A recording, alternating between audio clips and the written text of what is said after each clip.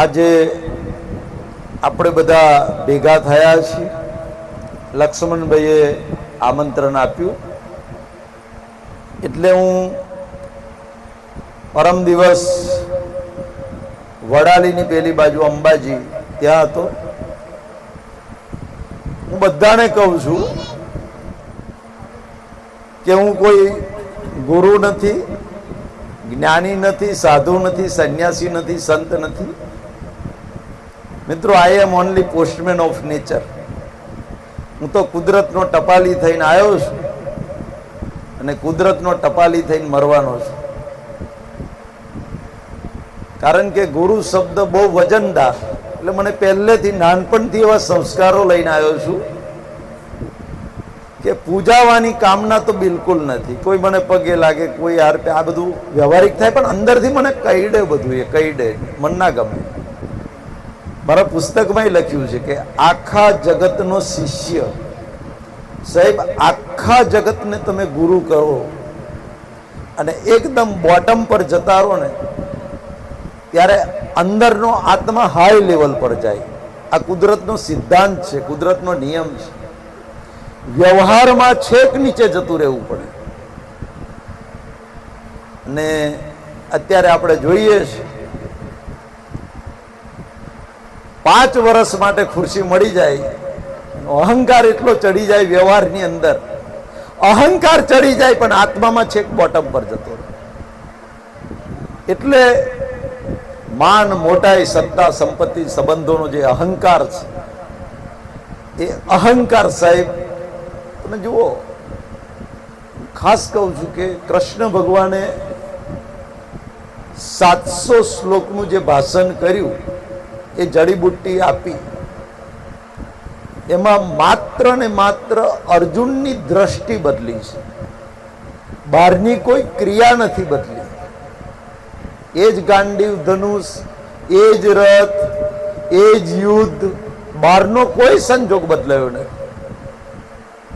અંદરની દ્રષ્ટિ બદલી કાઢી, કર્તાપણાનો ને માલિકીપણાનો અહંકાર કાઢી નાખ્યો. આ બે જ્યારે નીકળી ગયું, ગૂઢ રહસ્ય જ્યારે એની સમજણમાં થઈ ગયું, એની દ્રષ્ટિમાં આવી ગયું, પછી કહ્યું કે કરીશે વચનમ તવ. હવે ભગવાન, તમે કો એમ કરવા તૈયાર છું. તમે કો દાદાને મારી નાખ, ગુરુને મારી નાખ, તો હું મારી નાખીશ. એ જ અર્જુન શરૂઆતમાં એમ કહેતો હતો કે હું વાડકો લઈને ભીખ માગું, પણ લોહીથી ખરડાયેલા ભોગો મારે ભોગવવા નથી. હું ભીખ માગવાનું પસંદ કરું છું, પણ મારે આ યુદ્ધ કરવું નથી. તો એવી કઈ જડીબુટ્ટી હુંઘાડી અર્જુનને કે યુદ્ધ કરવા તૈયાર થયો. અને દાદા, ગુરુ, મામા, ભાઈઓ બધાને મારવા માટે, તમે કહો એમ, તમે જેને કહો એને હું મારી નાખું, ઉડાડી દઉં. એને ગળા સુધી વિશ્વાસ બેસી ગયો કે આ જે જડીબુટ્ટી આપી છે, જડીબુટ્ટી હૃદયમાં રાખ્યા પછી, દ્રષ્ટિમાં રાખ્યા પછી, અંદર રાખ્યા પછી હવે મને વિશ્વાસ છે કે એક પણ કર્મ મને બંધાય નહીં. કર્મ કરવા છતાં પણ એક પણ કર્મ ના બંધાય. આવી અમૂલ્ય જડીબુટ્ટી જે આ 700 શ્લોકમાં સાહેબ આપી છે, એકદમ સરળ ગામઠી ભાષા, તળપદી ભાષામાં છેલ્લા 10 મહિનાથી ચાલે છે. હજારો લોકો રિલેક્સ થયા. મનોહરભાઈની ભાવના એટલી જ છે કે છેલ્લા શ્વાસ સુધી મને જે દ્રષ્ટિ મળી છે, હું જે સુખને પામ્યો છું, એ મારી દ્રષ્ટિ અને સુખ દુનિયાના હજારો લાખો લોકો પામે, એ સિવાય મારો કોઈ સ્વાર્થ નથી. કાલ કે પરમ દિવસના વિડીયોમાં વોઇસ મેસેજમાં મેં કહેલું, ઉડે ઉડે કોઈને એમ લાગે કે કાલે ઉઠીને મનહરભાઈ અમારી પાસે પહોંચબુક લઈને આવશે, કારણ કે ફોલોઅર્સ એટલા બધા વધી ગયા છે, પહોંચબુક લઈને આવશે ને ફાળો લખાવો, 1000, 2000, 5000, લાખ, 2 લાખ, મારે મંદિર બનાવવું છે, આશ્રમ બનાવવા છે, એટલે મારે તો પથ્થરનું મંદિર નહીં બનાવવું. પથ્થરના મંદિરો બનાવવા વાળા તો આ દુનિયામાં ઘણાય પડ્યા છે અને બનાવે જ છે. મારે તો જીવતા મંદિરો બનાવવા છે અને જીવતા મંદિરોમાં પરમાત્માને પ્રગટ કરવા છે. અને એટલે એક ટપાલી બની અને જ્યાં જ્યાં ટપાલનું સરનામું મળે છે ત્યાં કુદરતની ટપાલ નાખીને પાછો આવી જાઉં છું મારા મુકામ પર. છેલ્લા શ્વાસ સુધી આ જ હશે, એના સિવાય બીજું કંઈ નહીં હોય. કારણ કે એક જ ભાવના લઈને જન્મ્યો છું ને એક જ ભાવના લઈને મરવાનો છું કે ગીતાનું ગૂઢ રહસ્ય આ દુનિયાના બધા જ લોકો સમજે, જીવનમાં આત્મસાત કરે, જન્મ મરણના ફેરામાંથી મુક્તિ મળે, શાશ્વત સનાતન સુખને પામે કે જે સુખ પછી અનંત કાળ સુધી સાહેબ દુઃખનો છાંટોય નથી. એવું સુખ મારીને તમારી અંદર પડેલું છે, અંદર પડેલું જ છે, પણ એની ખબર કેમ નથી પડતી? તો કે આકાશમાં સૂર્ય તો છે જ, પણ ચોમાસાના કાળા ડિબાંગ વાદળો આવી જાય એટલે આપણને ભ્રાંતિ થાય કે આ સૂરજ કઈ જતો રહે, સૂરજ તો દેખાતો નથી. એટલે સૂરજ તો એની જગ્યાએ જ છે, વચ્ચે કાળા ડિબાંગ વાદળો આવી ગયા. એમ અનંત અવતારથી આપણે બધા જે અજ્ઞાન લઈ લઈ લઈ લઈ અનંત અવતારથી અજ્ઞાન જ આપ્યું છે, આ સંસારમાં અજ્ઞાન જ આપ્યું છે. એ અજ્ઞાન અવગાઢ થઈ ગયું. કાળા ડિબાંગ વાદળોની જેમ, કાળા ડિબાંગ વાદળોની કેટલી બધી તાકાત સૂર્યના પ્રકાશને રોકી દે સાહેબ, આપણા સુધી ના પહોંચવા દે. એવી રીતે અનંત અવતારથી અવગાઢ થયેલું અજ્ઞાન, એ અજ્ઞાન મારીને તમારી અંદર જીવ માત્રમાં, મનુષ્ય માત્રમાં જે શાશ્વત સનાતન સુખ પડ્યું છે એ સુખનો અનુભવ નથી થવા દેતું. પણ મનહરભાઈ આજથી 11 વર્ષ પહેલા 650 મિલીગ્રામની પેરાસિટામોલની તાવની ગોળી મનહરભાઈ ગળ્યા. કલાકમાં મનહરભાઈનો તાવ ઉતરી ગયો. પણ મને તોય વિશ્વાસ ના બેઠો, આ ગોળી બધાને આલુન કોઈનો તાવ ના ઉતરે તો હું ખોટો પડું અને મારી સાથે સાથે કૃષ્ણ ભગવાને ખોટા પડે, ગીતામાં જે કહ્યું છે. એટલે મારા ગામના 6 જણાને રસ જાગ્યો. એ 6 જણને આ પેરાસિટામોલની ગોળી આલી, 2.5 મહિના સુધી આલી. મનહરભાઈ, અમારો તાવ ઉતરી ગયો. આ 100% પેરાસિટામોલની ગોળી છે. તમે એક આવું જ ગામથી તળપદી ભાષામાં આજે અમને 2.5 મહિના સુધી ગીતા જ્ઞાન કહ્યું એનું પુસ્તક લખો તો દુનિયાના બધા લોકો લાભ લે. મેં તો વિચાર નતો કર્યો પુસ્તક લખવાનો. મારી શું હેસિયત યાર, 4થા વર્ગનો કર્મચારી ટપાલી. ટપાલી શું પુસ્તક લખી શકે? પુસ્તક તો મોટા PhD થયેલા પ્રોફેસરો હોય એવા લખી શકે. બહુ ફોર્સ કર્યો ત્યારે 15 દિવસમાં એક સરસ મજાનું આખી ગીતાનું માખણ આજે દેશ વિદેશમાં 14 દેશોમાં 50,000 પુસ્તકો વંચાઈ રહ્યા છે. એ લોકો સ્વયં બોલે છે, મનહરભાઈ 15 વર્ષથી ગીતા વાંચતા હતા, ખબર નથી પડી, પણ તમારા આ 10 મહિનાથી 300 એપિસોડ હોંભર્યા, હજુ ગીતા તો અડધી જ થઈ છે, 12મો અધ્યાય ચાલે છે, ખરું માખણ બાકી છે. પણ અત્યારે મારી ઉપર કેટલા ફોન આવે, મનહરભાઈ કોઈ ટેન્શન નહીં, જીવનમાંથી ભય અને ભીખ જતી રહી, કાલે મોત આવે તો અમને સહેજે ચિંતા નથી. સાહેબ, જે જ્ઞાન મારા તમારા જીવનમાંથી ભય અને ભીખને ના કાઢે એને જ્ઞાન ક્યારેય ના કહેવાય. એટલે હું કહું, મજાકમાં કહું, બધા દવાખાનામાં ગયા, મેલેરિયા થઈ ગયો અને આપણે 1 અઠવાડિયું રહ્યા, ડોક્ટરે બોટલ ચડાયા, દવા આલી, ઇન્જેક્શન મેલ્યા, બધું કર્યું. એક અઠવાડિયા સુધી 1% આપણને ફેર ના પડે બીમારીમાં, તો સાહેબ આપણને એટલી જ બુદ્ધિ હોય કે ડોક્ટરે 50,000નું બિલ કર્યું અને 1% મારો તાવ ઓછો નહીં થયો, બીમારી ઓછી નહીં થઈ, તો આપણે કોઈ પૂછ્યા વગર દવાખાનું બદલી નાખીએ છે સાહેબ. એ દવાખાનામાં નહીં પડી રહેતા. એટલે હું બધાને કહું છું કે આ કળિયુગ છે સાહેબ, કળિયુગ છે.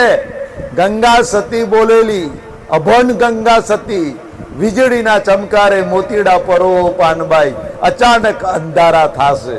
સાહેબ મોટા મોટા પીએચડી પ્રોફેસરોને જે જ્ઞાન ઊભું ના થાય ને, એ અભન ગંગા સતીએ જ્ઞાન આપ્યું. અને અમે તો 10 વર્ષના હતા ત્યારથી આ ભજનો ગઈ મોટા થયા અમારી ભજન મંડળીમાં.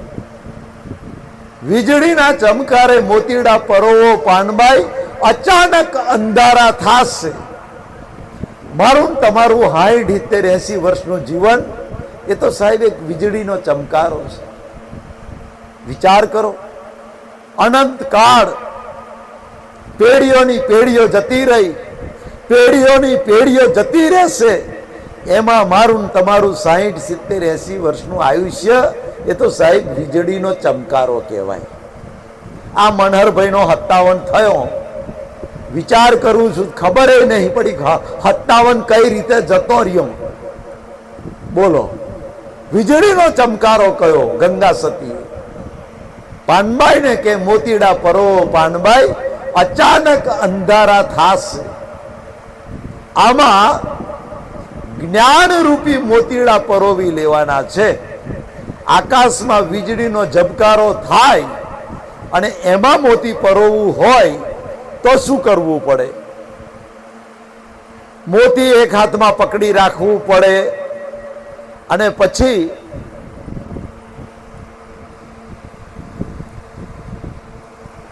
ચાલશે ચાલશે ના ના ના ચાલશે ચાલશે. એટલે એમાં શું કરવું પડે? આકાશમાં વીજળી 1 સેકન્ડ માટે થાય તો બરોબર દોરાને મોઢામાં ગાલીને અની કરી દેવી પડે, હાથમાં મોતી ઝાલવું પડે. ઘોર અંધકાર છે. જેવો વીજળીનો ચમકારો થાય, કોનું દેખાય એટલે દોરો ભાઈ નોખી દેવાનો. આટલી જાગૃતિ રાખવી પડશે. આ ગંગા સતીએ સાહેબ, આજનું સાયન્સ તો હમણાં કે છે 21,600 ને કાળ ખાશે. 24 કલાકના મારા તમારા શ્વાસ ગંગા સતીએ ગણી નાખેલા. 24 કલાકના મારા તમારા શ્વાસ 21,600 શ્વાસ આપણે લઈએ છીએ. આજનું મટીરિયલ સાયન્સ, મેડિકલ સાયન્સે કબૂલ કરવું પડ્યું કે ગંગા સતી બોલેલી એ 100% સાચું છે. 24 કલાકમાં 21,600 શ્વાસ હું તમે લઈએ છીએ. કાળ ખાઈ જશે, સમય કઈ જતો રહેશે ખબર નહીં પડે. એટલે સાહેબ હું બધાને કહું છું, આ દુનિયામાં આજ સુધી કોઈ માણસ એવો જન્મ્યો નથી કે જેને છોડેલો શ્વાસ પાછો લેવાની એની પાસે સંપૂર્ણ સત્તા હોય. ભવિષ્યમાં અનંતકાળ સુધી કોઈ એવો માણસ જન્મવાનો નથી કે છોડેલો શ્વાસ લેવાની જેની પાસે સત્તા હોય. સાહેબ આજે જેને શ્વાસ બંધ કરી દેવો છે, બંધ નથી કરી શકતા. 6 મહિનોથી પેરાલિસિસ થઈ ગયો, લકવો થઈ ગયો, ખાટલામાં હુવે છે, એકી બેકી બે બધું મય. તા અલ્યો આ નરક નહીં, તા બીજું શું? ધાબુ જ જોવાનું. અમાર ગામમાં તો એક ભાઈ 6 વર્ષ સુધી ખાટલામાં. વિચાર કરો. છતાં પાઠ શું દેખાય? ઉપર શું દેખાય? કારણ કે ધાબુ, બીજું કશું દેખાય નહીં. 6 વર્ષ માણસ રીવાયો. પ્રાર્થના કરે, ભગવાન મને આ દુઃખમાંથી છોડાવ. કુદરત કે લો ઓફ નેચર, કુદરતનો કાનૂન આવું કે છે સાહેબ. 300 એપિસોડમાં કુદરતના કાનૂન જે ખુલ્લા થયા છે ને, એ કુદરતના સિદ્ધાંતો જેને આત્મસાત કરી લીધા છે, એને ભય અને ભીખ 100% નીકળી ગઈ છે જીવનમાંથી. કુદરતનો કાનૂન એમ કે તારું છેલ્લું કર્મ જ્યાં સુધી તારું ભોગવાઈ નહીં જાય, છેલ્લું કર્મ પૂરું નહીં થાય ત્યાં સુધી આ બ્રહ્માંડની તાકાત નથી કે તારો શ્વાસ કોઈ બંધ કરી શકે. તારી પાસે સત્તા જ નથી સાહેબ. અને તારું છેલ્લું કર્મ પૂરું થશે તે વખતે તને નખમાય રોગ નહીં હોય તો તારો શ્વાસ અમારે બંધ કરી દેવો પડશે સાહેબ. નિંદ્રાના પોઢિયારે પારણિયામાં પોઢી જશો. ભજનોમાં જુઓ, જ્ઞાન ટપકે છે, જ્ઞાન ટપકે છે સાહેબ. ભજનો ગઈએ તો એની અંદર ઊંઘમાં ને ઊંઘમાં ઊંઘી જશો, ખબર નહીં પડે. અને પછી ટિકિટ ફાટી જશે, ટાઈડ બાપા સીતારામ 4 જણા ખભે ઉંચકીને મોહન અંબારી આવશે. અને તે તમે જુઓ, હું તો કહું છું, 1000 વીઘોનું ફાર્મ હાઉસ હશે, ગમે એટલી મિલકત હશે, કરોડોનો બંગલો હશે, ગમે એટલી જમીન એક્વાયર કરી હશે. ઘણા ધારાસભ્યોએ તો 3-3 હજાર વીઘો સાહેબ જમીન એ ભેગી કરી લીધી છે. હા, મારો જોયેલો દાખલો. પણ છેલ્લે આપણને ખબર છે, સ્મશાનમાં આપણે બાળવા જઈએ છીએ તે વખતે કુદરત કે મારું કરીને મરી ગયો, તારું છે શું? તારી ચોઈસ કેટલી? તારો જન્મ થયો ત્યારે મા બાપ તે ચોઈસ કરેલા. તારા કર્મ પ્રમાણે જ્યાં જન્મ મળ્યો એ જ તારા મા બાપ. જો મારીને તમારા હાથમાં ચોઈસ હોત તો સાહેબ મુકેશ અંબાની ઘેર આપણે ના ગયા હોત, અમિતાભ બચ્ચન ને ઘેર જન્મ ના લીધો હોત. અહીં શું કામ આપણે ખેતરો એ હારું ખરે 46 ડિગ્રી મઈ ઓર રાખવાનું, કરવડીઓ દેવાની, બાજરી ખૂટવાની, આ બધું કુદરત કે ના સાહેબ. મૃત્યુનું રહસ્ય 15મા અધ્યાયમાં ખુલ્લું કર્યું. મારા વિડીયો સાંભળશો તો મૃત્યુનું રહસ્ય, મૃત્યુનું વિજ્ઞાન ખુલ્લું કરતા કરતા મહિનો નીકળી ગયો, આખો મહિનો. ત્યારે તો મૃત્યુનું વિજ્ઞાન લોકોને સમજાયું કે મૃત્યુ ખરેખર શું છે. એટલે જ્યાં જન્મ મળ્યો એ મા બાપ, નો ચોઈસ. કુદરત કે મા બાપ અમે પસંદ કર્યા. તારા કર્મ પ્રમાણે, તારા ઋણાનુબંધ પ્રમાણે, તારા રાગ દ્વેષના હિસાબ પ્રમાણે જ્યાં જન્મ મળ્યો એ તારા મા બાપ, જ્યાં જન્મ મળ્યો એ તારું ઘર, એ તારું ગામ, એ જ તારા ભાઈ બહેન. અને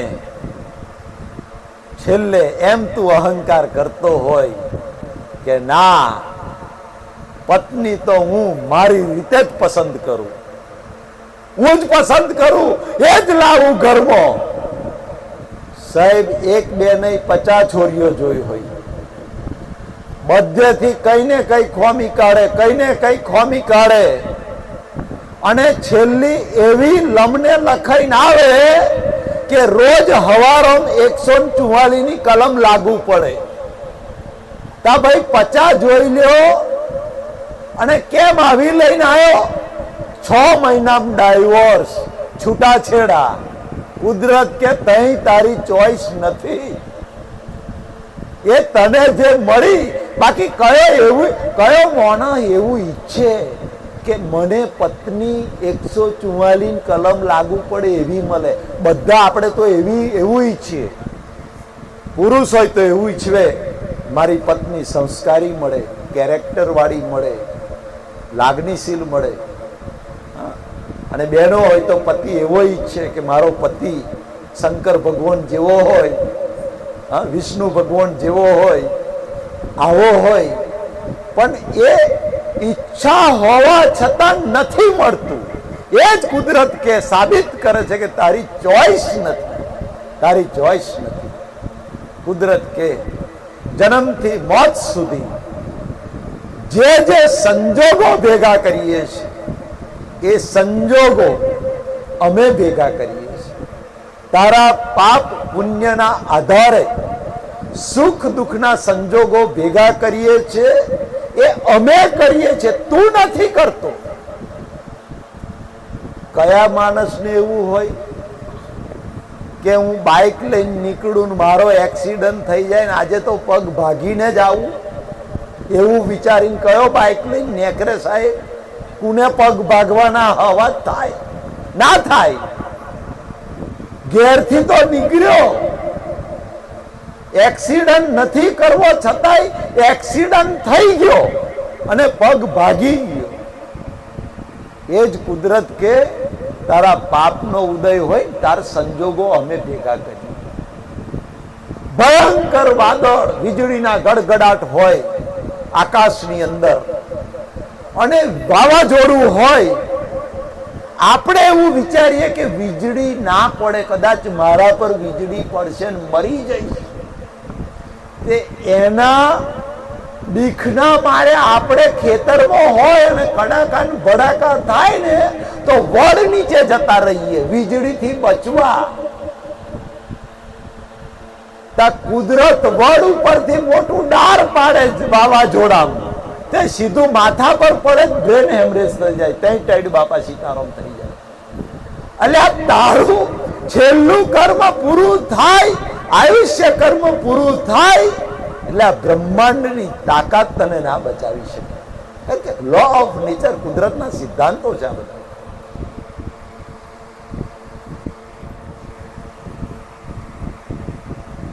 મારું મારું કરતા હાલી નીકરમાં નથી મોટપનામાં સાર, સાત વેતનો સાથરો બનાયો બીજું બધું તલભાર. કેટલી આપણા મહાપુરુષો સંતોએ વાત કરી. એટલે મારું શરીર કહું છું, પણ આ 5 કિલોમાંથી 50 કિલોનું જે શરીર બન્યું એ શરીર શાનાથી બન્યું? તો કે હવા પાણી અને ખોરાક. તો કે હવા પાણી અને ખોરાક કોના? તો કે અમારી માલિકી. હવા અમારી, ઓક્સિજન અમારો, ખોરાક અમારો, પાણી અમારું, બધું અમારું. આ શરીરમાં જે પંચમહાભૂતો છે, પંચમહાભૂતો પણ અમારી માલિકીના. આમાં આપણે શું બનાવ્યું? એક ચામડીનો કોષ આપણી બનાવવાની તાકાત નથી. ચામડીનો કોષ આપણે બનાવી શકીએ એમ નથી. આ શરીરમાં એક પણ એલિમેન્ટ એવું બતાવે કે જે આપણે બનાવ્યું હોય. આ શરીરનું એક પણ ઓર્ગન કે એક પણ એલિમેન્ટ આપણે નથી બનાવ્યું. કુદરત કે એ અમારી માલિકીનું છે, છતાંય તું એમ કહું છું કે આ શરીર એનો માલિક હું છું. આ ગુનો તને લાગે પડે છે અને એનો દંડ ભોગવવો પડે છે. માલિકીપણાનો અહંકાર. કુદરત કે આ શરીર જે તને આપ્યું છે એ બીજું કશું જ નથી. જન્મથી મોત સુધી પાપ અને પુણ્ય ભોગવવાનું મશીન તને આપ્યું છે અને એ મશીનને જીવતું રાખવા માટે શ્વાસ પણ અમે આલીએ છે. તારે ના લેવો હોય તોય લેવો પડે, તને જીવતો રાખવો પડે છે. કોઈ એમ કહેતો હોય કે શ્વાસ હું મારી સત્તાથી લઉં છું, હું શ્વાસ લઉં છું. તાર રાતે ઊંઘી જવતા શ્વાસ કોણ લે છે? તું શ્વાસ લેતો હોય રાતે ઊંઘી જવ તો તારો શ્વાસ લેવા બોના રાખવો પડે, મજૂર રાખવો પડે. પણ કુદરત કે ના, તું ઊંઘી જાવ ત્યારે શ્વાસ તારા ચાલુ અમર રાખવા પડે. કારણ કે જ્યાં સુધી તારું પાપ પુણ્યનું પોટલું ખાલી નહીં થાય ત્યાં સુધી અમારે ફરજિયાત તારા શ્વાસ ચાલુ રાખવા જ પડે. અમારા કાનૂનથી, કુદરત કે કાનૂનથી અમે બંધાયેલા છીએ. માની લો કે મનહરભાઈ 1 કરોડ કર્મોનો જથ્થો લઈને આવ્યા છે કારણ શરીરમાં. એ બધું વિજ્ઞાન ઉડું છે, કારણ કે એનું કહું છું ભગવદ્ ગીતા એ તો પૃથ્વી કા કાગજ કરું, લેખ કરું બન રાય, 7 સમંદર સહાય કરું, ગીતા ગુણ લીખો ન જાય. કલાકનું ગીતા ના કહેવાય, એટલે ખાલી હાઈલાઇટ આપું છું. 1 કરોડના કર્મોનું બંચું લઈને આવ્યો હોય કારણ શરીરમાં. 1 કરોડ કર્મો હોય. જ્યાં સુધી મારું છેલ્લું કર્મ હું ભોગવી ના શકું ત્યાં સુધી કુદરત કે તારો શ્વાસ ચાલુ રાખવા અમે બંધાયેલા છીએ. અને છેલ્લું કર્મ તારું પૂરું થશે એની સાથે તારા શ્વાસ બંધ કરવા એ પણ અમારી જવાબદારી છે. છેલ્લું કર્મ પૂરું થશે, સંજોગ ગમે તે આવે, નિમિત્ત ગમે તે આવે, કુદરત કે અમે નિમિત્ત ગમે એને મોકલીએ. આ તો બાઇક વાળો અથડાયો અને હાથ ભાગી ગયો, તે બાઇક વાળાને મસાલો હાલે બરોબર, 4-5 જણા ભેગા થઈ. પણ એટલે તને ઘરના ઉમરામ ઠોકર વાગીને પડ્યો ને હાથ ભાગી ગયો, તઈ ઘરના ઉમરાન કેમ નહીં મારતો તું? તઈ તને પેલો સ્કૂટર વાળો નિમિત્ત ના દેખાયો. પણ કુદરત વ્યવહાર એવું કે છે કે સ્કૂટર વાળો અથડાયો તો એની સામે પોલીસ કેસ કરો, બધું કરો, પણ એને મારશો ના યાર. કુદરત નાખે છે, તું એને નિમિત્ત જો. આ દુનિયાનો એક પણ વ્યક્તિ દોષિત ના દેખાય એ છેલ્લામાં છેલ્લી જાગૃતિ. એક પણ માણસ નિમિત્ત દેખાવો જોઈએ, નિર્દોષ દેખાવો જોઈએ. બહાર બોલવાનું નથી, અંદરથી નિર્દોષ દેખાવો જોઈએ. જ્ઞાન દ્રષ્ટિથી એ છેલ્લામાં છેલ્લી જાગૃતિ એની ઊભી થઈ જાય. કુદરત કે યાર આ શરીર અમારી માલિકીનું અને અમારી માલિકીનું શરીર તે પચાઈ પાડ્યું, એનો દંડ ભોગવવો પડે છે. જન્મથી મોત સુધી તારા પાપ પુણ્યને આધારે 5 સંજોગો ભેગા કરીએ છીએ. ગીતામાં કહ્યું છે એ 5 સંજોગો ભેગા થાય ને કર્મ સિદ્ધ થાય. પાપનો ઉદય હોય તો દુઃખ અમે સપ્લાય કરીએ, પુણ્યનો ઉદય હોય તો સુખ સપ્લાય કરીએ. જીવનમાં સુખ અને દુઃખ સિવાય ત્રીજું કશું છે જ નહીં સાહેબ. આપણે આપણી જ લાઈફ તપાસો, આપણું જ જીવન તપાસો. કાં તો સુખ હશે, કાં તો દુઃખ હશે. આ 2 થી ત્રીજું છે જ નહીં. આ જીવન એટલે સુખ દુઃખનું પોટલું, બીજું કશું છે જ નહીં. પણ તુલસીદાસ એમ કે બળે ભાગ માનુષ તન પાવા, સુર દુર્લભ સદગ્રંથની પાવા. હે મનુષ્ય, તું બળભાગી છે કે તને દેવોને દુર્લભ એવો મનુષ્ય અવતાર મળ્યો છે. હું બધાને આના પર ભાર મૂકું છું. વ્યાસજી એમ કહેતા હોય, તુલસીદાસ એમ કહેતા હોય કે દેવોને દુર્લભ એવો મનુષ્ય અવતાર મળ્યો છે. દેવો પણ જે અવતાર મનુષ્ય અવતાર લેવા ઝંખતા હોય, તલ પાપડ હોય, તાલાવેલી હોય, તો આ મનુષ્ય અવતારમાં શું એવું છે કે દેવો પણ મનુષ્ય અવતાર લેવા માટે આ જ્યાં સુધી નહીં સમજાય સાહેબ, આ મનુષ્ય અવતારની કિંમત નહીં સમજાય, ત્યાં સુધી જ્ઞાન ક્યારેય કામ નહીં કરે. જ્ઞાન ઉપર આસક્તિ ક્યારેય નહીં થાય. પહેલા તો આની વેલ્યુ સમજવી પડશે સાહેબ. કેમ કહ્યું દેવોને દુર્લભ મનુષ્ય અવતાર? આ કરોડોનો હીરો આપણને મળ્યો છે. શ્વાસ ક્યારે બંધ થઈ જશે એનું ગેરંટી કાર્ડ મારીને તમારી પાસે નથી. કદાચ આ મનહરભાઈ અહીંથી ઘેર જાય અને રાતે ઊંઘમાં ઊંઘી જાય, હવાર નાય ઉઠે, ભાઈ ગેરંટી થોડી છે આપણી પાસે કે મનહરભાઈ 80 વર્ષ સુધી જીવવાના છે. નહીં ગેરંટી. એટલે ખાસ હું કહું છું, મનુષ્ય અવતારમાં કુદરતે જે સત્તા આપી છે, 2 સત્તા આપી છે, બરોબર સમજી લે.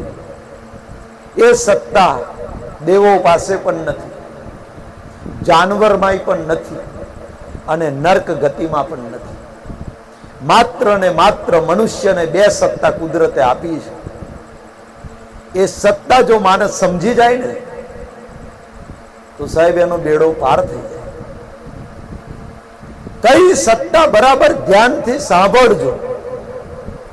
અને સત્તા સમજાશે તો મનુષ્ય અવતારની કિંમત સમજાવશે. જીવનની અંદર પહેલી જે સત્તા મનુષ્યને આપી છે એ ભાવ સત્તા આપી છે. ભાવ સત્તા જે દેવો પાસે પણ નથી, જાનવરો પાસે નથી, નર્કમાં પણ નથી. એ ત્રણ ગતિમાં માત્ર ને માત્ર કર્મનો ભોગવટો છે. આ મનુષ્ય અવતારની અંદર નવી કમાણી કરવાની સત્તા આપી છે. કુદરત કે છે આ મનુષ્ય અવતારમાં તું ધારું તો જીવમાંથી શિવ બની શકું, ધારું તો આત્મામાંથી પરમાત્મા બની શકું, અને ધારું તો જન્મ મરણના ફેરામાંથી મુક્ત થઈ અને કાયમ માટે મોક્ષને મેળવી શાશ્વત સનાતન સુખને પામી શકું. પણ માત્ર ને માત્ર મનુષ્ય અવતારમાં આ સત્તા મળી છે. સાહેબ, આ સત્તાનો ભરપૂર લાભ ઉઠાવો, કારણ કે મનહરભાઈ લાભ ઉઠાવવામાં જ મંડ્યા છે. એટલે બધાને હું કહું છું, આ એક સત્તા આપી છે, અને આ બીજી સત્તા જેને 15 વર્ષથી ભગવદ્ ગીતા વાંચી એમને ખબર નથી કે આ સત્તા આલી છે ભગવાને. એ તો આ 300 એપિસોડ સાંભળ્યા અધિક મહિનાથી 10 મહિના સુધી, તારે ખબર પડી અને તારે મૃત્યુનો ડર નીકળી ગયો. એક અમદાવાદ વાળા ભાઈનો ફોન હતો અઠવાડિયા ઉપર, અરે મનહરભાઈ કાલે મોત આવે તોય મને બીક નથી. હવે કે છે કાલે મોત આવે તોય મને સહેજે ડર નથી. વિચાર કરો, બીજી સત્તા કઈ આપી છે ખબર છે? 5 વર્ષે કરેલું ખરાબ કર્મ, 5 વર્ષે આપણા કારણ શરીરની અંદર ખરાબ પડેલું બીજ 95 વર્ષે માણસ ધોઈ શકે છે, એને ડિલીટ મારી શકે છે. જેવી રીતે મારા તમારા મોબાઈલની અંદર 3 કલાકનું પિક્ચર હોય, મોબાઈલમાં 16 પિક્ચર હોય 3 કલાકનું, આખું પિક્ચર જોવું હોય તો 3 કલાક લાગે. એને કાઢી નાખવું છે સાહેબ.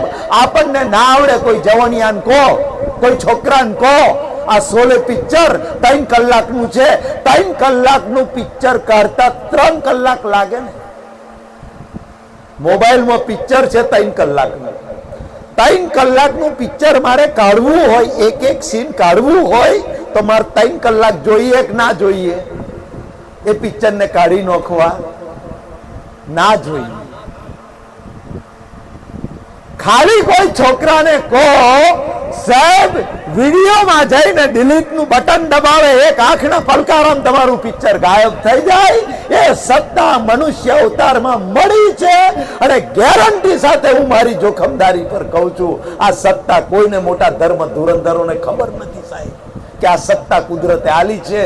એટલે કહ્યું કે બડે ભાગ માનુસ તન પાવા, સુર દુર્લભ સદગ્રંથની પાવા. મનુષ્ય તું બળભાગી છે, દેવોને દુર્લભ એવો મનુષ્ય અવતાર મળ્યો છે. અને એટલે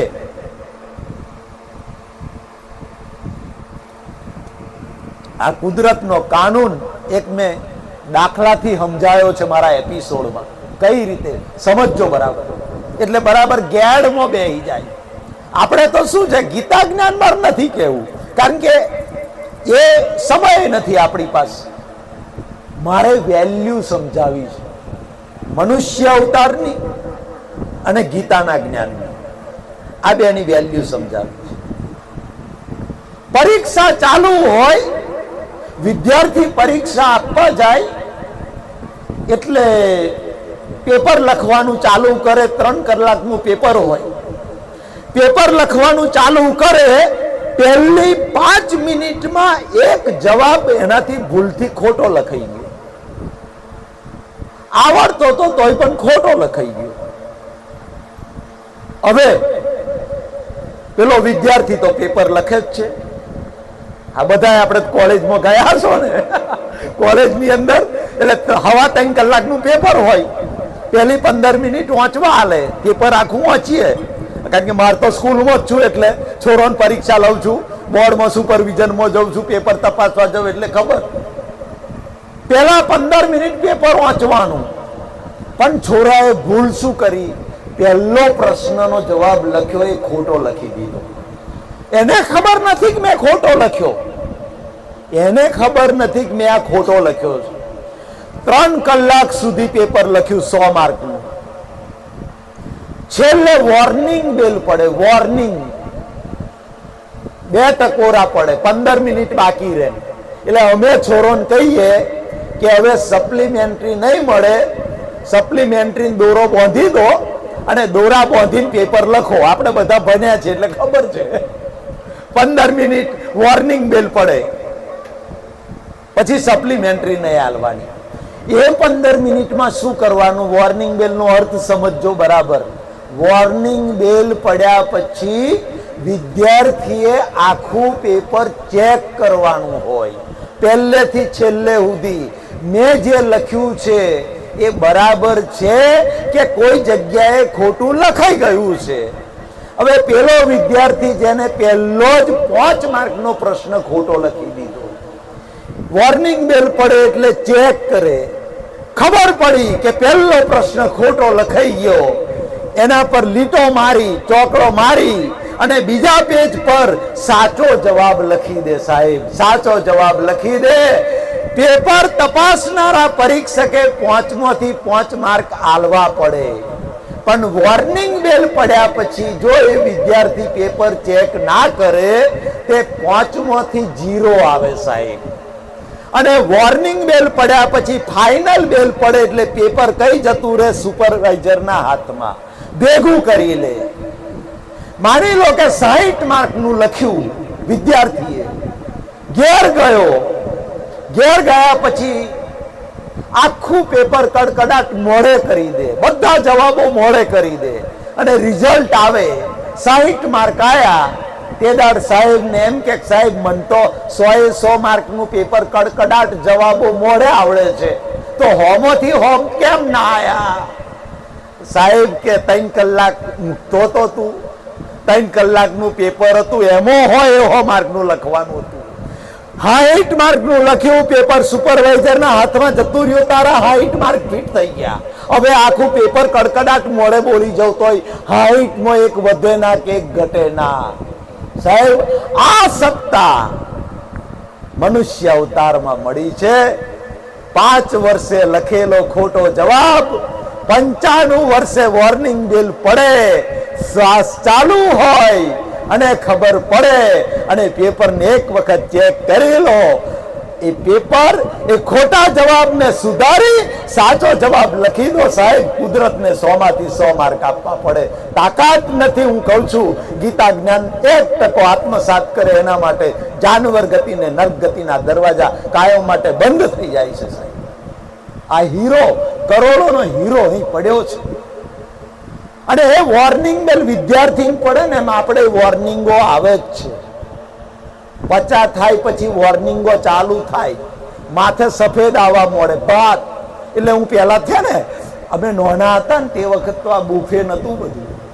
આ બુફે ખાઈએ છે ને આપણે, એ નતું. ખબર હોય તો આપણને બધાને પંગતમાં બેહીને જમાડતા હતા.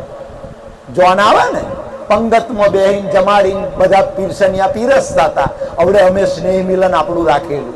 હનુમાન જયંતિ દાડ આપણા ગીતા જ્ઞાનના મુમુક્ષુઓ 1500 માણસની રસોઈ બનાવેલી અને બધા 600 જેટલા ઓલ ગુજરાતમાંથી આવ્યા હતા.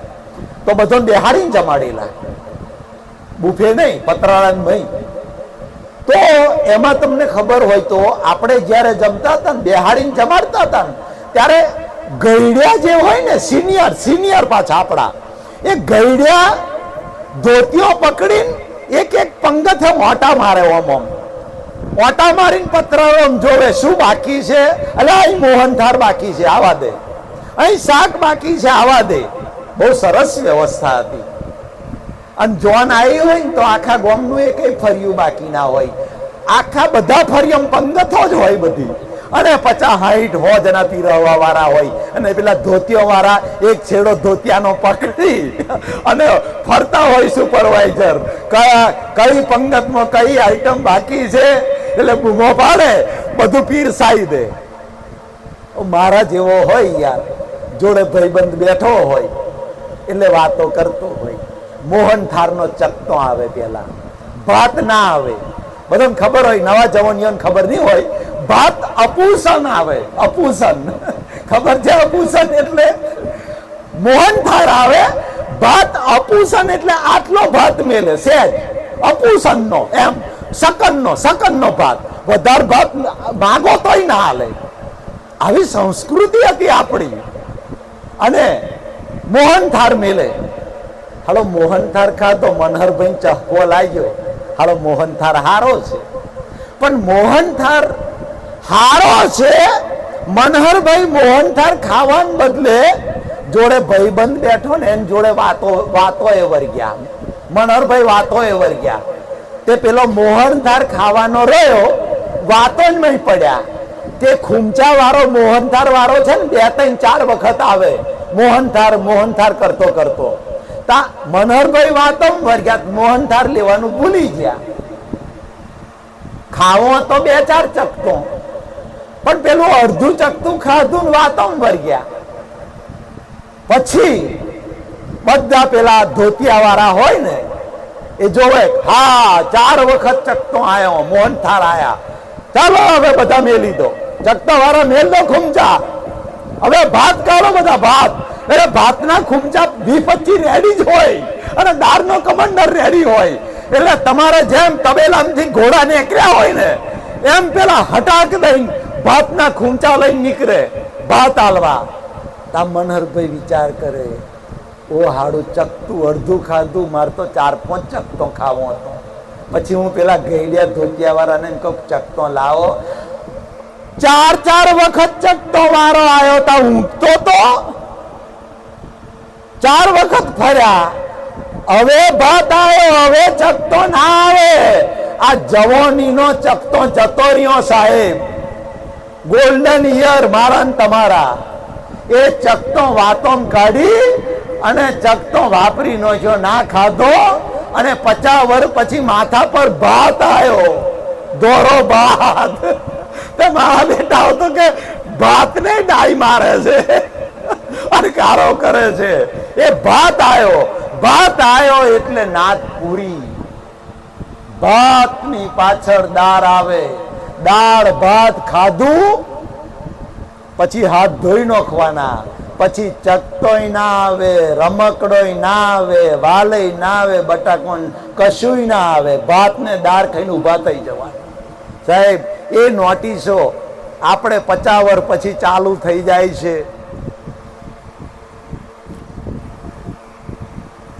માથા પર ભાત આવે, કોનમાં હડતાલ પડે, આ 32 દોત વારા ફરતી હરવા મોડે અને દોત પડવા મોડે. ડોક્ટર કે 4 રહ્યા છે, આ કોમ નહીં લાગે, આ 4 કાઢી નોખો, ચોકટું તૈયાર કરાવો કે તે આપણે પછી ચોકટું એ નોટિસ કુદરત મોકલે, જો તારો વર્તો પોણી થયો, હવે વર્તો પોણી ચકતો ગયો હોલા ભાવમાં. સાહેબ જવાનીનો આ જીભને દોત આયા ને, તમને વાત યાદ આવી. એક દાડો છે ને જીભ અને દોતને ઝઘડો થયો.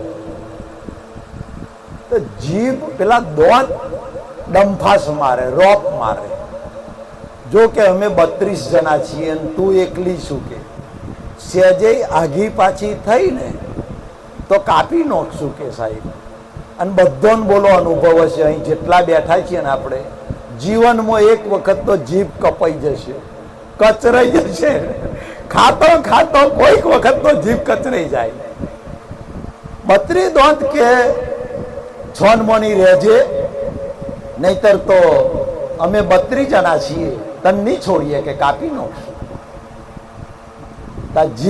જીભે સાહેબ જવાબ આપ્યો ને, આ જીવનમાં વની લેવા જેવું છે. જીભ કે હું એકલી છું પણ તમને 32 ભારે પડું એવું છે. કઈ રીતે કે તાકે કોઈ 56 છાતી વાળો મિલિટરી વાળો માણસ જતો હશે ને હટ્ટો કટ્ટો, અને 1 દોઢ બોલી જઈશ ને અને આઈન લબોચોની બેપા મારશે ને, તમારે 32 બહાર નીકળી જવું પડશે કે મારામાં એટલી તાકાત છે. એટલે હું કહું છું કે જીભ જેવા મુલાયમ બનજો પણ કોઈ દિવસ દોત જેવા કઠણ ના બનશો. દોત જેવા કાઠા બનશો ને તો ચિયો કે હો મળશે, લબોચોની મારશે ને સાહેબ કઈ હોલ ના ભાવ. એટલે ઘણા તો છે ને પત્ની ઉપર રોપ જમાવે. પેલો બહાર જમાદાર હોય ને, જમાદાર પોલીસ વાળો બાઇક લઈને નીકળ્યા હોય ને, પોલીસ વાળો પકડે તઈ તો બકરી 2 થઈ જાય. પોલીસ વાળો પકડે તા અને ઘેર પત્ની હળ આ શાક બનાવ્યું બટાકોણ છે હું ખાતો નહીં કે આખા દાડાનો થાકેલો ઓમ તેમ અને પત્ની બિચારીને એવી એવી રમેને ચડાવશે બિચારીને અરે પિયર યાદ આવી જાય, પિયર યાદ આવી જાય કે ઓન કરતો મારે પિયરમાં જતી રહું. એવો રોપ તહી ના એટલો બધો રોપ હોય તો પોલીસ આગળ ચમ બિલાડી થઈ જાવ છો તહી રોપ જમાવો પોલીસ આગળ પીએસઆઈ આગળ ના, પણ તો ના બોલાય, અડકો ભાગી નોખે. એટલે પથ્થર જેવા કઠણ બનવાની જરૂર નથી, દાંત જેવા કઠણ નહીં, પણ શાદવાદ વાણી જીભ જેવા નરમ મુલાયમ. હું કહું છું આખા જગતનો શિષ્ય એટલે મનહર ડી પટેલ સાહેબ. હું મારા વિદ્યાર્થીઓ પાસેથી શીખવાનું મળે તો એમને પણ પગે લાગી જવું. તું મારો ગુરુ યાર. કાલે હું કયો તો વડાલી, પરમ દિવસ વડાલીની પેલી બાજુ છે, ઈડરની પેલી બાજુ. તો દિવસે અમે એક મહારાજ હતા ઉત્તરાખંડના, મોટું બંને ત્યાં ગયેલા, ત્યાં બેઠા વાતચીત થઈ. તો એમનામાંથી મને બોલો સારી વાત શીખવા મળી. મેં એમને ગુરુ માની અંદરથી મનથી. મને કહો મનહરભાઈ 2 જ રોટલી ખાઉં છું, ખોરાક ના હું 8-9 ખાઈ જાઉં પણ મારે કોઈ કામ નથી, 2 જ રોટલી ખાઉં છું, સવાર 2 ને સાંજે 2. આ શરીર ટકે. હું જીવવા માટે ખાઉં છું, ખાવા માટે જીવતો નથી. ઘણા લોકો મેં એવા જોયા કે 56 દુકાળમાંથી આયા હોય યાર. એક ભાઈબંધને જ મેં કહ્યું ચોકલેટ બરફીનો 8 ચકનો લીધેલો, બોલો. હવે એ ભાઈને ડાયાબિટીસ, બીપી ડીપી બધું રમેને ચઢેલું, ગોળીઓ ખાતો હતો, હાઈ બીપી, ડાયાબિટીસ. ઓ ભૂડા મરી જઈશ, આ ચોકલેટ બરફીનો 8 ચક. તો તમને જવાબ શું આલ્યો ખબર? હાડા જવાબ એ તૈયાર રાખે છે, બોલો, છટકવા હારું. મન કે મનહરભાઈ દાળ ભાત તો રોજ ઘેર ખાઈએ છે, ચોકલેટ બરફી કઈ ખાવાની કે એ કઈ રોજ મળે? ઓ તારી, એટલે હારા શરીરનું તો વિચાર. તો કે એક ગોળી વધારે ખાઈ લઈશું કે લો. આવા માણસો હોય, શું કરવાનું યાર? ભગવાને મનુષ્ય અવતારમાં જે બીજી સત્તા આપી, મેં ઉદાહરણ દ્વારા સમજાવ્યું સાહેબ. આ જિંદગીના ચોપડામાં સરવાળો માળજો, મનને મહેતાજી કરે કામે લગાડજો, જમાને ઉધાર તનો કાઢજો, તફાવત કેટલી કમાણી કરી કેટલું કર્યું દેવું. આ જિંદગીના ચોપડામાં સરવાળો માળજો. એક વખત યાર પેપર ચેક કરી લેજો અત્યાર સુધીનું, કઈક ખોટો જવાબ લખાયો હોય તો આ શ્વાસ ચાલુ છે ત્યાં સુધી પસ્તાવા રૂપી ઝરણાથી એને ધોઈ શકાય છે સાહેબ. મોબાઈલમાં જેમ આપણે ડિલેટ મારી શકીએ છીએ, એ જ સાયન્સ બહાર જે ઇન્ટરનેટ ને મોબાઈલનું સાયન્સ છે, વિજ્ઞાન છે, એ જ વિજ્ઞાન, એ જ સિદ્ધાંતો સ્પિરિચ્યુઅલ સાયન્સમાં છે. અંદર સ્પિરિચ્યુઅલ સાયન્સમાં એ જ મોબાઈલનું વિજ્ઞાન અહીંયા કામ કરે છે સાહેબ. આ ગપ્પુ નથી, આ અનુભવ, મારા અનુભવની વાત કરું છું. મનહરભાઈ એવા જવાબો, ખોટા જવાબો ચેકીને બેઠા છે. બાકી આ જોખમદારી છે બોલવામાં, ના બોલાય. આ કુદરતે સત્તા આપી છે અને એટલે હું આ સત્તા કહું છું કે એનો ભરપૂર લાભ ઉઠાવો. બાકી પેપર સુપરવાઇઝરના હાથમાં જતું રહ્યું, મારું તમારું કારણ શરીર શ્વાસ બંધ થયો એટલે કારણ શરીર કુદરતના કોમ્પ્યુટરમાં જતું રહ્યું, કુદરતના કોમ્પ્યુટરમાં ગયું. પછી સાહેબ એ પિક્ચર મારે તમારે બાપાની બોય જાલીને જોયા વગર છૂટકો નથી. પછી એમ કહીશું શોલે પિક્ચરમાં અડધું પિક્ચર થાય સંજીવ કુમારના હાથ કપાઈ જાય, ના કપાવા જોઈએ.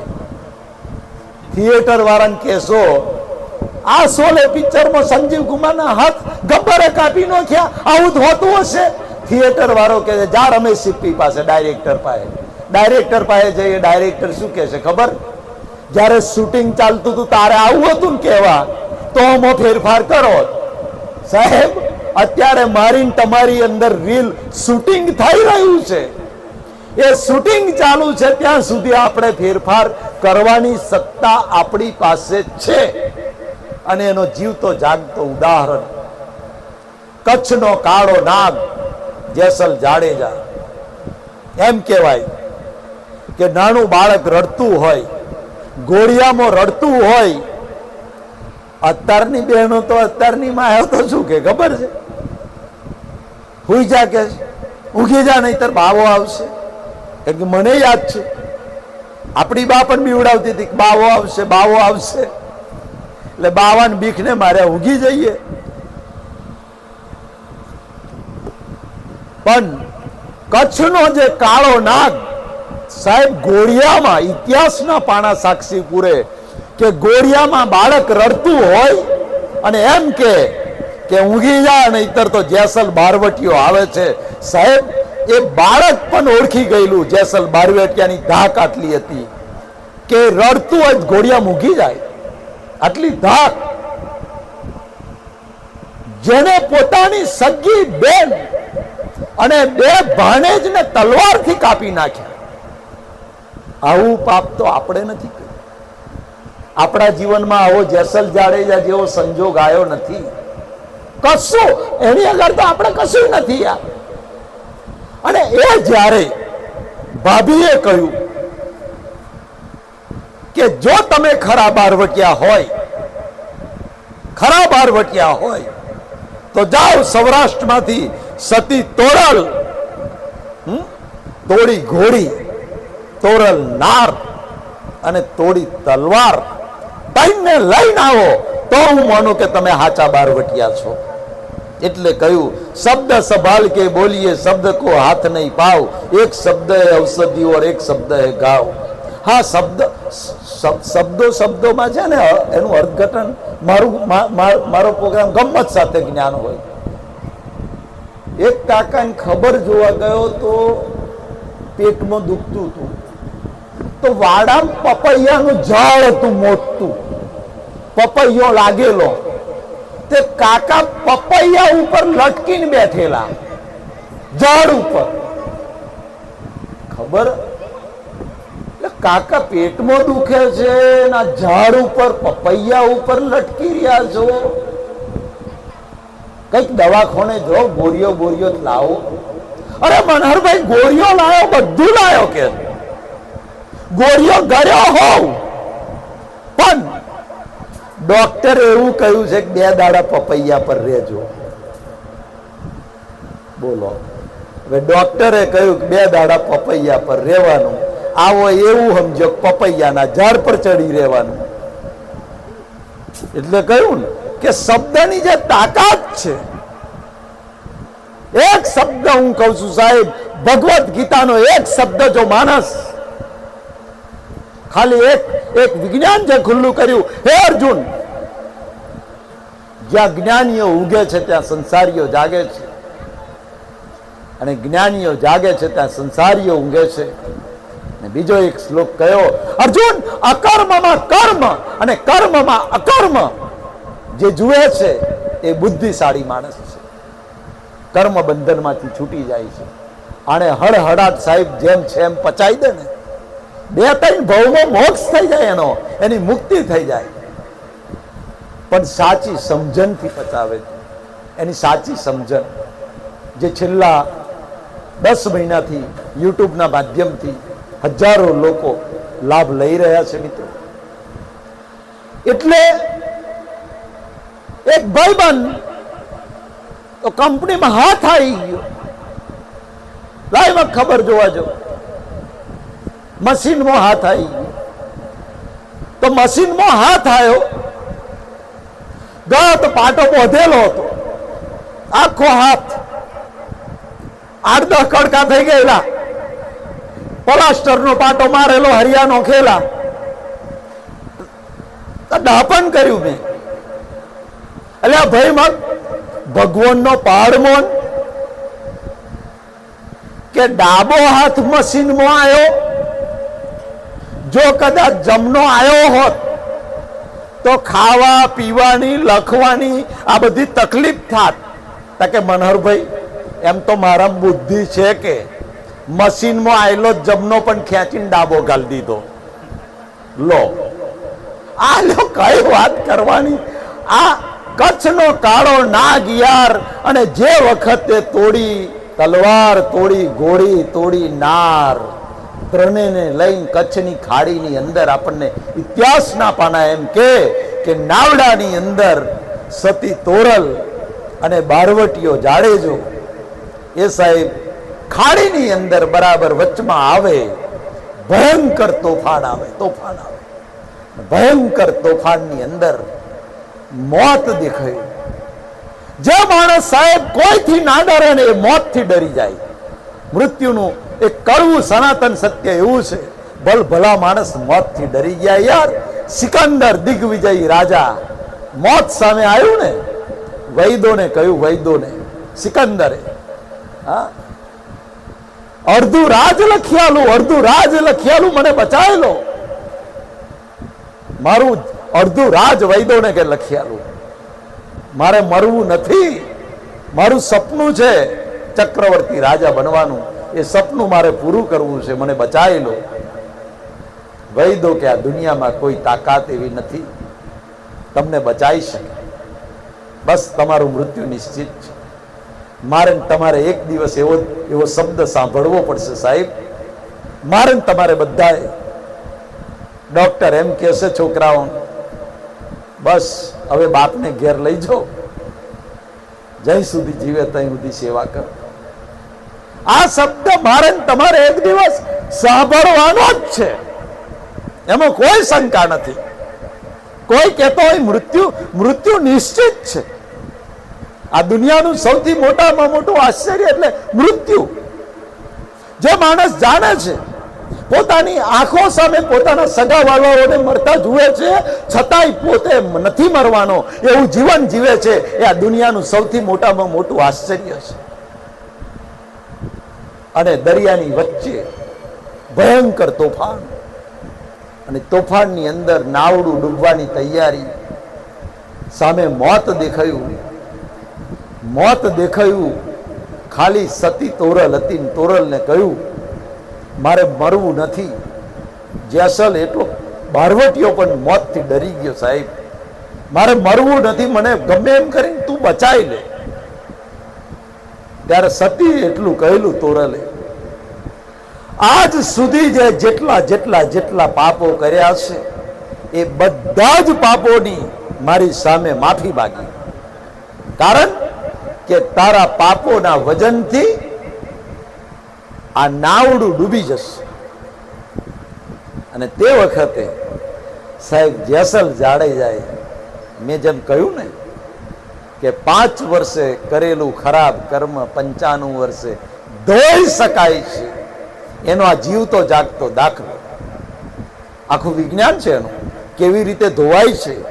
મેં વિજ્ઞાન સાથે એપિસોડમાં સમજાવ્યું છે, વિજ્ઞાન સાથે. અને વિજ્ઞાન સાથે સમજ્યા પછી આ દુનિયાનો કોઈ સાયન્ટિસ્ટ ચોકડી ના મારી શકે કે ના 100% ધોઈ શકાય. આ સત્તા કુદરતે આપી છે.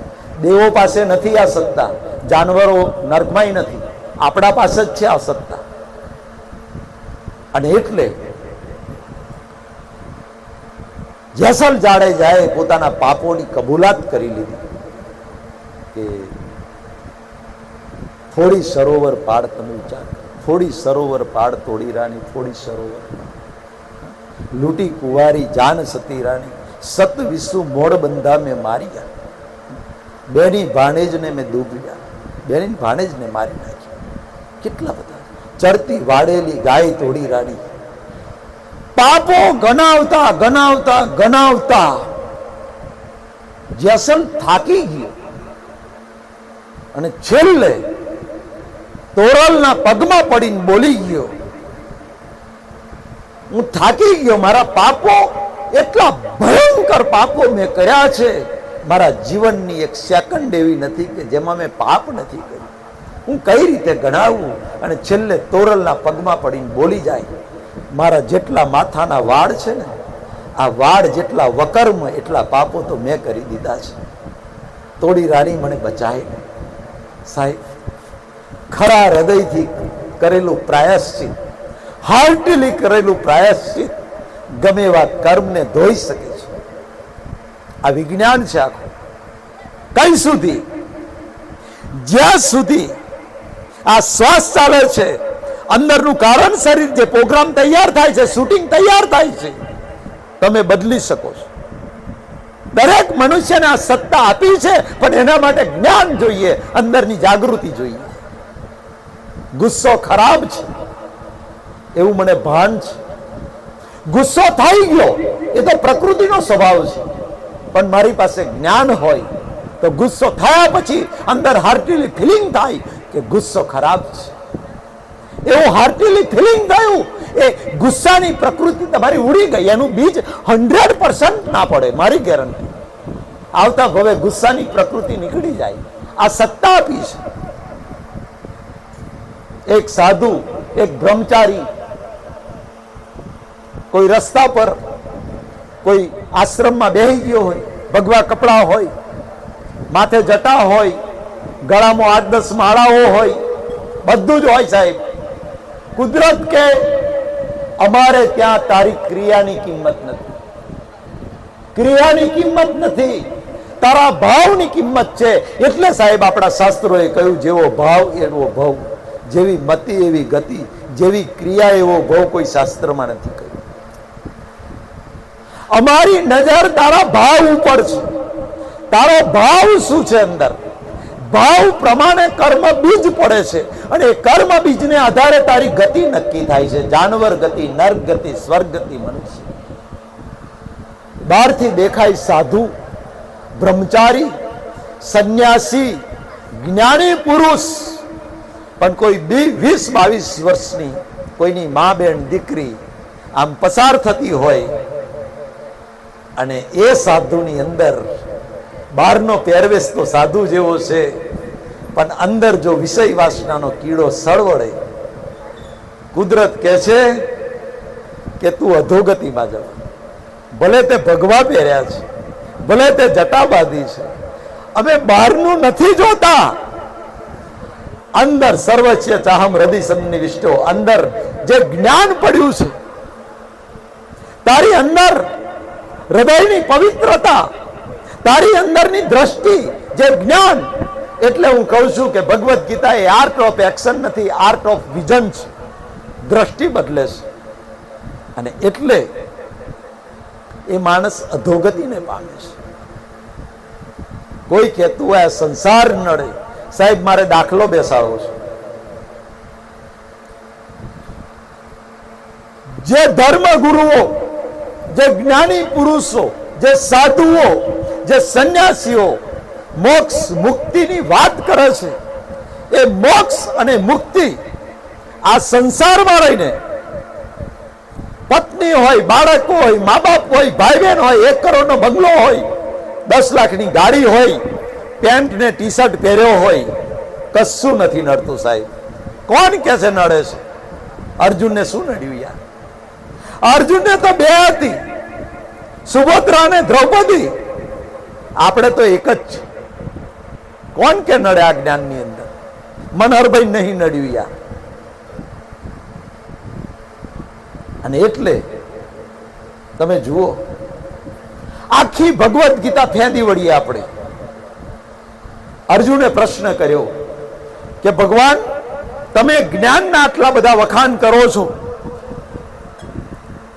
એ જ્ઞાનના આટલા બધા તમે વખાણ કરો છો, તો આ જ્ઞાનના આધારે કોણ પરમ પદને પામ્યું છે, શાશ્વત સનાતન સુખને પામ્યું છે? એવો એક દાખલો આપો.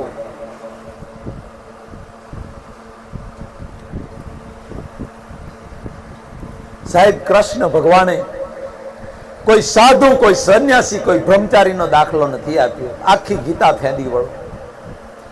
જનક રાજાનું ઉદાહરણ આપ્યું. હે અર્જુન, જનક જેવા યોગીઓ આ જ્ઞાનના આધારે પરમ પદને પામ્યા છે. યાર, જનક રાજાને તો રજવાડું હતું, રાણી હતી, દીકરી હતી, અને રજવાડું હતું. સોનાના સિંહાસન પર બેસીને રાજ કરતા હતા. જનક રાજાને સોનાનું સિંહાસન ના મળે તો મારી બહેનોને ને ભાઈઓને 2 તોલાની ચેન કઈથી નડે? પહેરજો. ઘરવાળો કરાવે હારામાં હારું મંગલસૂત્ર ચેન કરાવે તો પહેરવાની. આ જ્ઞાનમાં કશું નથી નડતું યાર સાહેબ. મનોહરભાઈ 2 વર્ષ પહેલો દીકરી પૈનાઈ હતા, 10,000 નો સૂટ પહેરેલો, 10,000 નો સૂટ પહેરેલો, 500 રૂપિયાનો સ્પ્રે છોટેલો, 2 વર્ષ થયો. આજે આ તમારી હોમે જ્ઞાન અકબંધ છે, કઈ જતું રહ્યું? જો 10,000 નો સૂટ પહેરવાથી અને છોરી પહેરાવાથી મારું જ્ઞાન જતું રહેતું હોય તો હું આજે અહીં કઈથી આવત? આજે આઈના પ્રવચન કરવાની મારી તાકાત હતી? જો જતું રહેતું હોય તો હજુ છોરો પહેરાવાનો બાકી છે. સાહેબ, જ્ઞાનને ને બહારની ક્રિયાઓને કોઈ લેવા દેવા નથી, કોઈ લેવા દેવા નથી. ભૂલે ચૂકે ઊંડે શંકા હોય તો કાઢી નાખજો. આ મનોહરભાઈ ગેરંટી આલે છે મારી જોખમદારી ઉપર. ગોરો ભગત બધાને ખબર છે, ગોરો કુંભાર ભગત 2 પત્નીઓ હતી સાહેબ. ઇતિહાસ આપણને ખબર છે.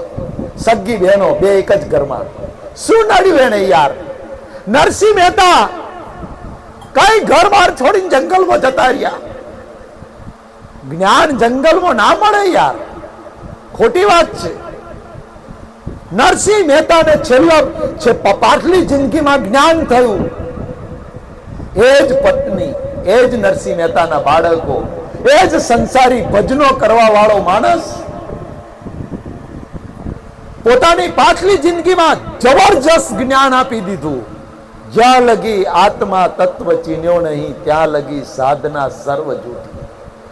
છેલ્લે જ્ઞાન થયું ત્યારે નરસિંહ મહેતાએ બોલવું પડ્યું કે જ્યાં લગી આત્મા તત્વ ચીન્યો નહીં, જ્યાં લગી તમે તમારા આત્માને સ્વરૂપને અંદર આત્માને પ્રકૃતિને જ્યાં સુધી નથી ઓળખી ત્યાં સુધી તમારી બધી સાધના એ વ્યર્થ છે સાહેબ.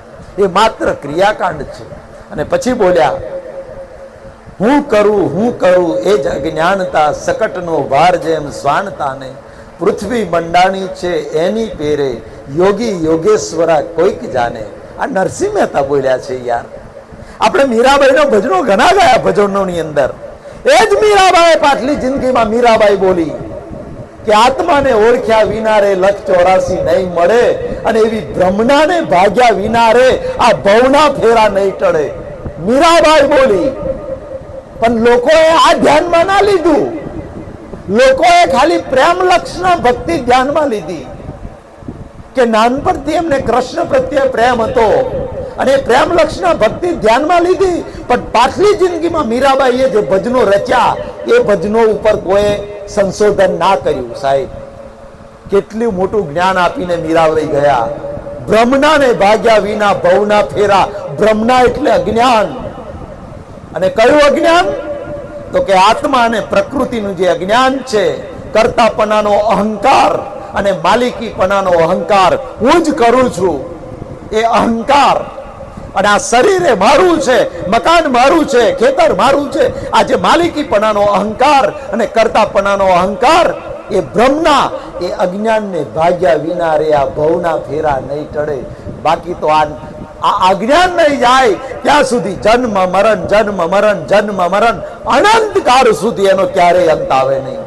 આ મીરાબાઈને નરસિંહ મહેતા આવડું મોટું જ્ઞાન આપીને ગયા યાર. અહીંથી તો વિચારો, જીવનની અંદર મિત્રો માત્ર ને માત્ર 2 જ વસ્તુ નડે છે. કર્તાપણાનો અહંકાર. ભગવદ્ ગીતાની અંદર કૃષ્ણ ભગવાને સ્પષ્ટ કહ્યું 13મા અધ્યાયમાં, અર્જુન, કર્મ સિદ્ધિના 5 કારણો છે. 5: દ્રવ્ય, દેશ, કાળ, કર્તા અને પ્રારબ્ધ. આ 5 સંજોગો ભેગા થવાથી કર્મ સિદ્ધ થાય છે. જન્મથી મોત સુધી આપણી સામે જે સંજોગો આવે છે એ સંજોગોને કુદરતના 5 એલિમેન્ટ ભેગા કરે છે. આ 5 ભેગા થઈ અને સંજોગ ઉભો થાય છે. અત્યારે મનહરભાઈ આયા છે એ મનહરભાઈ એમની શક્તિથી નથી આયા. મનહરભાઈ નામ શેકેલો પાપડ ભાગવાની તાકાત નથી સાહેબ. આ તો ગયા ભાવમાં અનંત અવતારથી એવા ભાવ કરેલા કે ભગવદ્ ગીતાનું જ્ઞાન અમને પ્રાપ્ત થાય અને અમારી નિમિત્તે હજારો લોકો આ ભગવદ્ ગીતાના જ્ઞાનને પામે અને બધાને આ જ્ઞાન પમાડી બધા પામે અને ફરી મોક્ષે જઈએ, ફરી શાશ્વત સનાતન સુખને પામીએ.